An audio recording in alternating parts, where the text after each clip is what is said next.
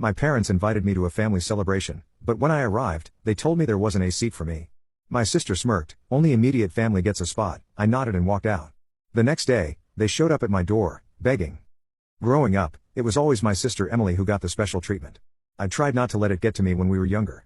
I figured maybe Emily just needed more attention, or maybe I was just more independent. But as we got older, it became impossible to ignore. Every little thing she did was celebrated like it was God knows what.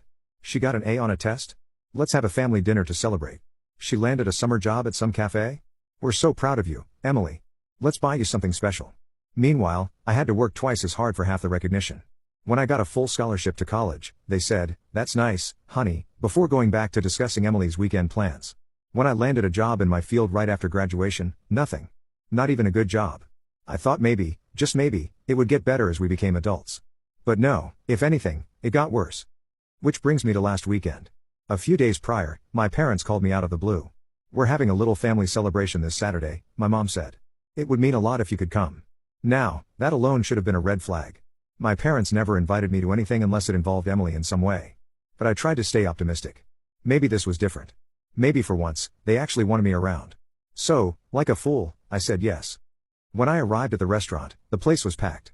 My parents, aunts, uncles, cousins, everyone was there, all gathered around a long table set up with decorations. My stomach twisted. This wasn't just some small dinner, this was a full-on event. And then I saw the banner, "Congratulations, Emily." I clenched my jaw. Of course, this was about her again. I plastered on a fake smile and walked toward the table, looking for a seat. That's when Emily turned to me, her lips curling into a smirk. "Oh, I didn't know you were coming," she said, loud enough for everyone to hear. My mom glanced at me, looking uncomfortable. Emily cut her off with a laugh. "I mean, this is for family, so." She gestured toward the full table, where every single seat was taken. I suddenly realized there was no place set for me. I stared at my mom. "There's no seat for me." My mom shifted in her chair, avoiding my gaze. My dad, as usual, just sat there, saying nothing. "We didn't know if you'd be free," my mom mumbled. Emily snorted. "Or if you'd even bother to show up. You're never around for family stuff." Family stuff, like all the events they conveniently forgot to invite me to. I let out a slow breath and turned to my dad. "So, what's the big occasion? What are we celebrating?" Emily beamed. "I got promoted." I blinked. "Didn't you just start the job 2 months ago?" "Yeah, and now I'm assistant manager." I almost laughed. I had busted my back to get my degree, spent years working my way up in my field, and never got so much as a pat on the back.